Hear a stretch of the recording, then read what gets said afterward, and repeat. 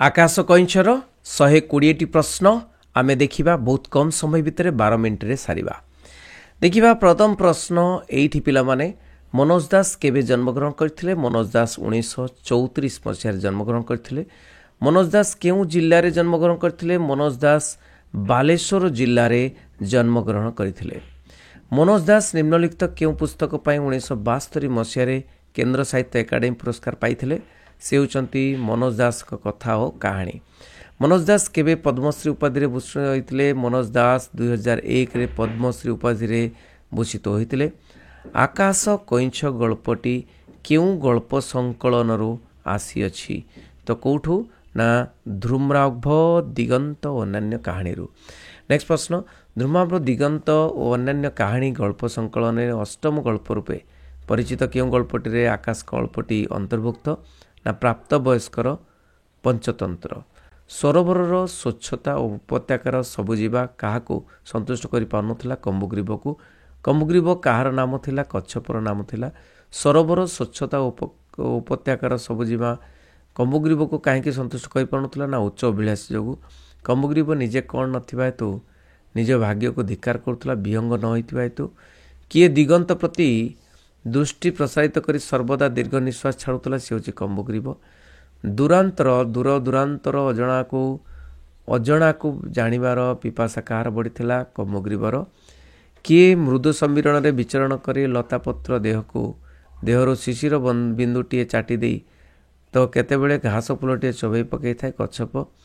किए माने कम्बुग्रीब। किए आखि बुझी विमुग्ध कल्पलकरे भलिकी भली अजब दृश्य देखुला से कम्बुग्रीब कच्छप। कच्छप आखि बुझी विमुग्ध कल्पलकरे केउ गछलता को देखुए ना गीत बोली पारुथबा गछलता को देखुए। कच्छप आखि बुझी विमुग्ध कल्पना लोकरे मेघमाला भितरु कौन देखि थाए? सातरंगी नदी देखि थाए। केउ मानक मध्यरे तर्कसभा हेबार कम्बुग्रीब देखि पारुथला। नर और बानर वर्ग। नर और बानर वर्ग मध्यरे काहार उपयोगिता संपर्क में तर्कसभा कच्छप देखि थाए? लांगुलर। प्रतिवर्ष केउ ऋतु समागत हेले दुई गोटी हंस कच्छप रोथुआ सरोवर उपनीत होते वर्षा ऋतु आगमन हेले। हंस दुईटर नाम कौन थिला? ना संकट और विकट। हंस दुईटी पर्वत श्रेणी सेपारिस्थ एक बृहत्तर सरोवर को जीवा मार्गरे केते दिन कच्छप रोथुआ सरोवर विश्राम नौथले? सप्ताहे। गभीर आग्रह सहकारे कम्बुग्रीब काहार आगमन को अपेक्षा करिथाए? हंस द्वयर। हंस जुगल काहार अनुसंधिच्छा संपर्क अवगत थिले? कच्छप। कौन शुणाई हंस जुगल कच्छपर मनोरंजन कराउथला? ना दूर दूरांतर कहानी शुणाई। कच्छपर मनोरंजन पाई हंस जुगल दैनिक केते घंटा समय देवाको कार्पण्य करुनथिले? घंटा 2 घंटा। कम्बुग्रीबर हंसद्वय मध्य बंधुता दृढ़ीभूत हेबा परे केउठाको जीवा पाई कच्छप इच्छा प्रकट करथिले? पर्वत श्रेणी सेपारिस्थ। काठीर मध्यभाग को किए कामुड़ी धरिथिला? कम्बुग्रीब। संकट और विकट काठी मध्यम कम्बुग्रीब को उड़ाई नहीं अर्धकोश अतिक्रम कलापर केउठी अवतरण करथिले? अनुच्च पहाड़ रे। हंसदेह केते पथ जाए एक परीक्षामूलक पदक्षेप नवा निमंते कम्बुग्रीबर प्रस्ताव राजी हेले? अर्धकोश। परीक्षा सफल यह किए मृदुहास्य सहकारे व्यक्त करथिला? विकट। शून्य रे थिबा जाए मुँह खोलिब नाहीटी यह किए कम्बुग्रीब को चेतई दिथिला? संकट। एतिके मात्र करिबा पाई अवतरण करिबा कौन दरकार थिला? यह किए कहिथिले? कम्बुग्रीब। कम्बुग्रीब किपरि चतुर्दिग निरीक्षण करने को लगिला? ना विस्मय और पुलक भରରେ। किए निजको इतिहास रे प्रथम महाकाशचारी बोली कहिथिला? कम्बुग्रीब। हंस माने एथर अपेक्षाकृत केउ सहकारे ऊर्ध्व को उठिले? ना स्वच्छंद आत्मविश्वास सहकारे। कागज उपरे साही बिंची होईगला भली सूर्यास्त समय आकाश व्यापी केउ माने बिंची होई रहिथिले? पक्षी माने। केउ पक्षी माने कच्छप उड़ीबार अकल्पनीय दृश्य रे विमूढ़ पाल्टी आइथिले? घरचटिया और बतासी। संभ्रांत पक्षी बोली काहाकू कह जाइछि? पारा और चिल। निराशावादी भावे केउ पक्षीटी जनाशुना? काऊ।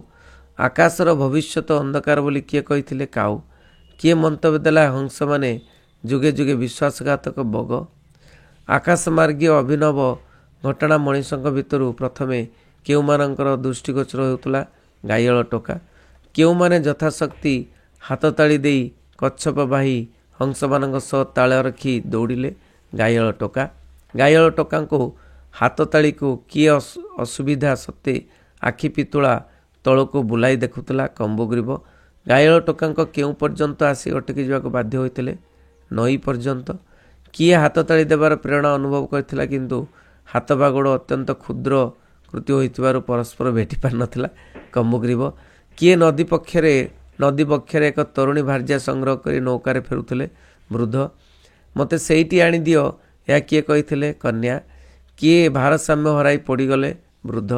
କେଉଁମାନଙ୍କର ବିସ୍ମୟସୂଚକ ପାଟିଗୋଳ କନ୍ୟାଟି ଶୁଣିଥିଲା? ନା ନୌକାରେ ବସିଥିବା ସହଯାତ୍ରୀ? ବୃଦ୍ଧଟିର ଭାରସାମ୍ୟ ହରାଇ ପଡ଼ିଥିବା ଘଟଣାକୁ ଦେଖି କିଏ ବୁଦ୍ଧୁ କହି ଆସୁ ଆସୁ ରହିଯାଇଥିଲା? କମ୍ବୋଗ୍ରୀବ। କେଉଁ ସୂର୍ଯ୍ୟର ରଶ୍ମିଜାଳ ହଂସଦ୍ୱୟଙ୍କର ଚଞ୍ଚଳ ପକ୍ଷ କଚ୍ଛପର ମସୃଣ ପୃଷ୍ଠଦେଶରେ ସୁନାର ଧୂଳି ମଖାଇ ଦେଇଥିଲା ବୋଲି ଲେଖକ କହିଛନ୍ତି?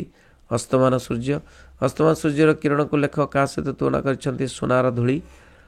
ମୁଁ ଉଡ଼ୀୟମାନ, ଏହା କିଏ କହିଥିଲେ? କମ୍ବୋଗ୍ରୀବ। ଆକାଶର ଅଭିନବ ଦୃଶ୍ୟ ସମ୍ବନ୍ଧରେ ଲୋକମାନେ କାହାକୁ ଜଣାଇଥିଲେ? ରାଜାଙ୍କୁ। ହଂସମାନେ ବେଶୀ ଉପରକୁ ଉଠି ପାରୁନଥିଲେ କାହିଁକି? ନା କଚ୍ଛପଟି ଓଜନ ଥିବାରୁ। ବୃଦ୍ଧ ଜଣକ କାହା ସହ ନୌକାରେ ଫେରୁଥିଲେ? ତରୁଣୀ ଭାର୍ଯ୍ୟାଙ୍କ ସହିତ। ବୁଦ୍ଧୁ ବୋଲି କହି ଆସୁଥିବା କମ୍ବୋଗ୍ରୀବ ତାର ଉଦ୍ଗତ ଶବ୍ଦଟିକୁ କ'ଣ କଲା? ଗଳାଧକରଣ କଲା। ଉଡ଼ନ୍ତ କଚ୍ଛପଟିକୁ ଦେଖି ବିଚିତ୍ର ବୋଲି କିଏ କହିଥିଲେ? ରାଜା। ରାଜାଙ୍କ ଦରବାରରେ ସଭାସଦବର୍ଗଙ୍କ ବ୍ୟତୀତ ଅନ୍ୟ କିଏ ଉପସ୍ଥିତ ଥିଲେ? ବିଦେଶୀ ରାଜଦୂତ। ଆକାଶମାର୍ଗୀୟ ଅପୂର୍ବ ଦୃଶ୍ୟକୁ ଦେଖିବା ପାଇଁ ରାଜା ନିଜ ଦରବାର ସହ କେଉଁ ସ୍ଥାନକୁ ଯାଇଥିଲେ? ଛାତ ଉପରକୁ। କିଏ କହିଥିଲେ ଆମ ରାଜ୍ୟରେ ଥରେ ଥରେ ଗୋଟାଏ ସମ୍ପୂର୍ଣ୍ଣ ଘୁଷୁରୀ ଉଡ଼ିଯିବାର ଦେଖାଯାଏ? ବିଦେଶୀ ରାଜଦୂତ। ତମ ଘୁଷୁରୀମାନଙ୍କର କ'ଣ ପର ଅଛି? ଏହା କିଏ କହିଥିଲେ? ରାଜା। ତାଙ୍କ ରାଜ୍ୟରେ ଘୁଷୁରୀ ଉଡ଼ାଇ ନେବା କେଉଁମାନଙ୍କର ସଉକ ବୋଲି ବିଦେଶୀ ରାଜଦୂତ କହିଥିଲେ? ମଇଁଷି ଭଳି ବୃହତାକାର ବିହଙ୍ଗ। ଘୁଷୁରୀ ଉଡ଼ାଇ ନେବା ମଇଁଷି ଭଳି ବୃହତାକାର ବିହଙ୍ଗମାନଙ୍କର ସଉକ ବୋଲି ବିଦେଶୀ ରାଜଙ୍କଠାରୁ ଶୁଣି କିଏ ବୁଦ୍ଧୁ କହିଥିଲେ? କମ୍ବୋଗ୍ରୀବ। କିଏ ବୁଦ୍ଧୁ କହିଥିଲା? କମ୍ବୋଗ୍ରୀବ। କିଏ ଚକ୍ରବତ ବୋଲି ରାଜନଅର ଛାତ ଉପରେ ପଡ଼ିଥିଲା? ନା ଉତ୍ତର ହେଉଛି କିଏ? ନା କମ୍ବୋଗ୍ରୀବ। କ'ଣ ଦେଖି ସଭାସଦବର୍ଗ ଶଙ୍କି ଯାଇଥିଲେ? ନା ଆକାଶ ମାର୍ଗରୁ କଚ୍ଛପ ପଡ଼ିବା ଦେଖି। ହଂସମାନେ ଆର୍ତ୍ତରବ ଛାଡ଼ି ନଅର ଉପରେ ଚକ୍କର ଦେଇ ପାର୍ଶ୍ୱବର୍ତ୍ତୀ ଗୋଟିଏ ଗଛରେ ବସିପଡ଼ି କାହାକୁ ଅନାଇ ରହିଲେ? କଚ୍ଛପକୁ। ସଭାସଦବର୍ଗ ଚମତ୍କୃତ କାହାକୁ ଅନାଇ ରହିଲେ? କଚ୍ଛପକୁ। କଚ୍ଛପ ମାଂସ ରାଜକୀୟ ଖାଦ୍ୟ ତାଲିକାରେ ବହିର୍ଭୂତ ବୋଲି କିଏ କହିଥିଲେ? ଭୋଜନ ପ୍ରେମୀ। କିଏ କହିଥିଲେ? କଚ୍ଛପ ମାଂସ ରାଜକୀୟ ଖାଦ୍ୟ ତାଲିକାରୁ ବହିର୍ଭୂତ ବୋଲି କିଏ କହିଥିଲେ? ଏଇଟା ଭୋଜନ ପ୍ରେମୀ କହିଥିଲେ କି?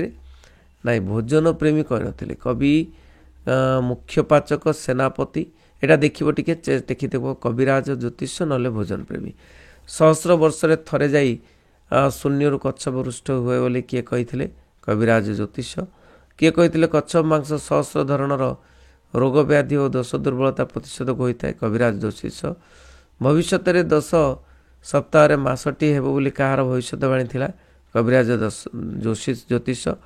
9 ଦିବସ 9 ଘଣ୍ଟା ପରେ ଆଉ ଏକ କଚ୍ଛପ ଶୂନ୍ୟରୁ ଖସିବ ବୋଲି କିଏ ଭବିଷ୍ୟବାଣୀ କରିଥିଲେ? କବିରାଜ, ଜ୍ୟୋତିଷ। ଜ୍ୟୋତିଷ କାହାକୁ କେନ୍ଦ୍ର କରି ତାଙ୍କର ଗଣନା କରିଥାନ୍ତି ବୋଲି କହିଥିଲେ? ରାଜାଙ୍କୁ। କଚ୍ଛପ ମାଂସ କାହା ମଣୋଇ ପାଇଁ ଅଯୋଗ୍ୟ ଅଟେ ବୋଲି କୁହାଯାଇଛି? ରାଜା। କାହା ଆଡ଼କୁ? ରାଜା ମଣୋଇ। କାହା ଆଡ଼କୁ ଲକ୍ଷ୍ୟ କରି ରାଜାଙ୍କର ଗୋଟିଏ ଚକ୍ଷୁ ଝଟକି ଉଠିଲା? କଚ୍ଛପ ଆଡ଼କୁ ଦେଖି। ବହୁ ରୋଗ ଦୋଷ ଦୁର୍ବଳତାରେ ମହୌଷଧ ରୂପେ ରାଜା କାହାକୁ ବିଚାର କରିଥିଲେ? କଚ୍ଛପ ମାଂସକୁ। ମୃତ କଚ୍ଛପଟିକୁ କାହାକୁ ନେବା ପାଇଁ ରାଜା ଆଦେଶ ଦେଇଥିଲେ? ପାଚକକୁ। କିଏ ଗଣ୍ଠିବାତରୁ ସହଳ ମୁକ୍ତି ପାଇବା ପାଇଁ କଚ୍ଛପ ମାଂସ ଖାଇବାକୁ କହିଥିଲେ? ସେନାପତି। ସେନାପତି ନିଜ ରୋଗ ଦୂର କରିବା ପାଇଁ କଚ୍ଛପ ମାଂସର କେତେ ପରିମାଣ ଖାଇବା ପାଇଁ କହିଥିଲେ? ଫାଳେ। କାହା ଘୋଷଣାରେ ପ୍ରତିଧ୍ୱନି ନିର୍ଗତ ହେଲା ସମସ୍ତ ମନ୍ତ୍ରୀ ଓ ସଭାସଦବର୍ଗ କଣ୍ଠରୁ? ସେନାପତି। କେଉଁ ଉଦ୍ଦେଶ୍ୟରେ ବିଦେଶୀ ରାଜଦୂତ କଚ୍ଛପ ମାଂସ ଖାଇବା ପାଇଁ ପ୍ରସ୍ତାବ ଦେଇଥିଲେ? ଦୁଇ ଦେଶ ମଧ୍ୟରେ ମିତ୍ରତା। ବିଦେଶୀ ରାଜଦୂତ କେତେ ପରିମାଣରେ କଚ୍ଛପ ମାଂସ ଖାଇବା ପାଇଁ କହିଥିଲେ? କିଞ୍ଚିତ୍। ଯାହାର ସର୍ବାଧିକ ପ୍ରୟୋଜନ କଚ୍ଛପ ତାକୁ ହିଁ ମିଳିବ, ଏହା କିଏ କହିଥିଲେ? ରାଜା। ବୃହତ୍ତମ କର୍ଣ୍ଣ ସମ୍ବଳିତ ସଭାସଦବର୍ଗକୁ କଚ୍ଛପ କହିଥିବା ଉକ୍ତି ବିଷୟରେ କିଏ ପ୍ରଶ୍ନ କରିଥିଲେ? ରାଜା। ଜୀବଟି ବୁଦ୍ଧୁ ବୋଲି ଉଚ୍ଚାରଣ କରିଥିଲା, ଏହା କିଏ କହିଥିଲେ? ବୃହତ୍ତମ କର୍ଣ୍ଣ ସମ୍ବଳିତ ସଭାସଦ। ରାଜା ବିସ୍ମୟ ପ୍ରକାଶ କରି କ'ଣ କହିଥିଲେ? ଆମ ଭିତରେ ପୁଣି ବୁଦ୍ଧୁ କିଏ? ଗମ୍ଭୀର ମୌନତା ଭିତରେ କେଉଁମାନେ ପରସ୍ପର ପ୍ରତି ଘନ ଘନ ଦୃକ୍ପାତ କରିଥିଲେ ସଭାସଦ ବର୍ଗ। ରାଜା ବୁଦ୍ଧୁ ସମ୍ପର୍କୀୟ ଉତ୍ତର ପାଇବା ପାଇଁ କେଉଁ ନୀତି ଅବଲମ୍ବନ କରିବାକୁ ଚିନ୍ତା କରିଥିଲେ? ବାତିଲ ନୀତି। କିଏ କୂଟନୈତିକ ବୈଶିଷ୍ଟ୍ୟ ଦୃଷ୍ଟିରୁ ବୁଦ୍ଧୁ ପଦବାଚୀ ନୁହନ୍ତି ବୋଲି ରାଜା କହିଥିଲେ? ବିଦେଶୀ ରାଜଦୂତ। ମନ୍ତ୍ରୀମାନଙ୍କ ଉଦ୍ଦେଶ୍ୟରେ ମଣିମାମାନଙ୍କର କି ବକ୍ତବ୍ୟ ଥିଲା? ମନ୍ତ୍ରୀମାନେ ହୁଏତ ମନ୍ତ୍ରୀ ନହେଲେ ବୁଦ୍ଧୁ। ରାଜାଙ୍କ ପ୍ରଶ୍ନରେ ମନ୍ତ୍ରୀବର୍ଗ କ'ଣ କହିଥିଲେ? ଆମେମାନେ ମନ୍ତ୍ରୀ ମାତ୍ର। କିଏ ନିଜେ ଚେହେରାରୁ ଯେତିକି ଜଣାପଡ଼ନ୍ତି ତା ତୁଳନାରେ ଅଧିକ ବିଜ୍ଞ ବୋଲି ରାଜା କହିଥିଲେ? ସେନାପତି କିପରି ହସି ହସି ସଭାସଦ ବର୍ଗର ସମସ୍ତଙ୍କ ମୁହଁକୁ ଅନାଇଥିଲେ ବିକଳ ହୋଇ? କେଉଁ ରୀତିରେ ସମସ୍ତ ସଭାସଦ ବୁଦ୍ଧୁ ହୋଇଥିବା ସମ୍ଭାବନାରୁ ମୁକ୍ତ ହେଲେ? ବାତିଲ ରୀତିରେ। ବିଦେଶୀ ରାଜଦୂତଙ୍କ ଉପସ୍ଥିତିରେ କିଏ ନିଜର ଗଣ୍ଠିବାତର ରହସ୍ୟ ପ୍ରଦାନ କରିଥିଲେ? ସେନାପତି। କିଏ ନିଜକୁ ବୁଦ୍ଧୁ ବୋଲି କହିଥିଲେ? ସେ ହେଉଛନ୍ତି କିଏ? ନା ରାଜା। କାହାର କାନ୍ଦରେ ସମସ୍ତ ସଭାସଦ ବର୍ଗ କାନ୍ଦି ଉଠିଥିଲେ? ରାଜାଙ୍କର।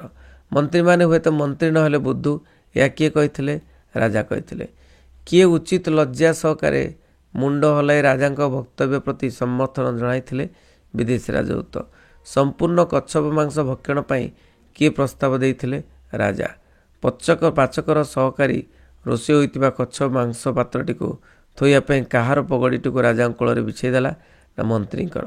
କାହାର ଇଙ୍ଗିତରେ ପାଚକର ସହକାରୀ ମନ୍ତ୍ରୀଙ୍କ ପଗଡ଼ିଟିକୁ କାଢ଼ି ଆଣିଥିଲେ? ରାଜାଙ୍କ ଇଙ୍ଗିତରେ। ପାଚକ ସହକାରୀ ରନ୍ଧନ କଚ୍ଛପ ମାଂସ ପାତ୍ରଟିକୁ କାହା କୋଳରେ ରଖିଥିଲେ? ରାଜାଙ୍କ କୋଳରେ। ରାଜାଙ୍କ ଧମକ ବୁଲଡୋଜର ଭଳି କାହାର କୋହ କାନ୍ଦଣାକୁ ମାଡ଼ି ମକଚି ନିସ୍ତବ୍ଧ କରିଦେଇଥିଲା? ସଭାସଦମାନ। ରାଜା କେତୋଟି ମଇଁଷି ଆକାରର ବିହଙ୍ଗ ଆଣିବା ପାଇଁ ବିଦେଶୀ ରାଜଦୂତଙ୍କୁ ଆଦେଶ ଦେଇଥିଲେ? ହଳେ। ଯୁଦ୍ଧଟିଏ ଅଭାବରୁ ଏ ଦୁର୍ଦ୍ଦଶା ସିନା, ଏହା କିଏ କହିଥିଲେ? ରାଜା। କିଏ କହିଥିଲେ ତମ ରାଜ୍ୟର ଆମର ଏକ ତାଲୁକରେ ପରିଣତ ହେବ? ରାଜା। ମନ୍ତ୍ରୀ, ସେନାପତି, ସଭାସଦବର୍ଗ କଚ୍ଛପ ମାଂସ ଖାଇବାକୁ କହି ନିଜର କ'ଣ ପ୍ରକାଶ କରିଛନ୍ତି? ଅଜ୍ଞ ନିର୍ବୋଧତା। ଆକାଶ ବିଜୟୀ କଇଁଛଟିର ଅସ୍ଫାଳନ ଏବଂ ତଥାକଥିତ ବିଜ୍ଞ ପଣ୍ଡିତମାନଙ୍କର ଅଜ୍ଞତା ମଧ୍ୟରେ ଗଳ୍ପଟି କାହାର ସ୍ଥିତି ଓ ତାର କାରୁଣ୍ୟକୁ ବ୍ୟଙ୍ଗ କରିଛି? ମଣିଷ। ବୃଦ୍ଧ ଜଣକ ମୁକୁଟ ସହ ଉଠି ଠିଆ ହେଲାବେଳେ କ'ଣ ଘଟିଥିଲା? ବୃଦ୍ଧ ଜଣକ ଉଡ଼ି ଯାଇଥିଲେ। କଚ୍ଛପ ଆଡ଼କୁ ଦୃଷ୍ଟିପାତ କରିବାରୁ ରାଜାଙ୍କର କ'ଣ ହୋଇଥିଲା? ଚକ୍ଷୁ ଝଟକି ଉଠିଲା। କଚ୍ଛପ କାହାକୁ ମିଳିବ ବୋଲି ରାଜା କହିଥିଲେ? ସେନାପତିଙ୍କୁ। ରାଜାଙ୍କ ଧମକ ସଭାସଦବର୍ଗଙ୍କ ସହିତ କ'ଣ କରିଥିଲା? ନା କାନ୍ଦ ବନ୍ଦ କରିଥିଲା। ସେନାପତି ଗଣ୍ଠିବାତ ଭୋଗିବାର କାରଣ କ'ଣ ବୋଲି ରାଜା କହିଥିଲେ? ଯୁଦ୍ଧଟିରେ ଅଭାବ ଯୋଗୁଁ। ତାପରେ ଦେଖିବା ପିଲାମାନେ, କଚ୍ଛପ ଦ୍ୱାରା ଆକାଶ ବିଜୟ ସମ୍ପର୍କରେ କାହାକୁ କ'ଣ କହିଥିଲା? ନା କାହାକୁ କହିଥିଲା? ଆକାଶର ଭବିଷ୍ୟତ ଅନ୍ଧକାର। ସଭାସଦବର୍ଗଙ୍କ କାନ୍ଦ ଅବ୍ୟାହତ ଥାଉଁ ରାଜା କ'ଣ କହିଥିଲେ? ନା ମନୋଯୋଗ ସହକାରେ କଚ୍ଛପ ମାଂସ ପାତ୍ରଟି ଖାଲି କରିଦେଲେ। ଗାଈଆଳ ଟୋକାମାନେ ଅଟକି ଯିବାରୁ ବାଧ୍ୟ ହେବାରୁ କଚ୍ଛପଟି କ'ଣ ଅନୁଭବ କଲା? ହାତତାଳି ଦେବାର ପ୍ରେରଣା ପାଇଲା। କମ୍ବୁଗ୍ରୀବ କିପରି ନଅର ଛାତ ଉପରେ ପଡ଼ିଯାଇଥିଲା? ଚକ୍ରବତ ବୁଲି ବୁଲି ପଡ଼ିଯାଇଥିଲା। ନାଇଁ, ପିଲାମାନେ 120ଟି ପ୍ରଶ୍ନ ଆଲୋଚନା କଲି ବହୁତ କମ୍ ସମୟ ଭିତରେ। ତେଣୁ ସମସ୍ତଙ୍କୁ ସାଧୁବାଦ, ବେଷ୍ଟ ଅଫ୍ ଲକ୍। ସମସ୍ତେ ସେୟାର କରିବେ ଭିଡ଼ିଓକୁ। ବନ୍ଦେ ଉତ୍କଳ ଜନନୀ।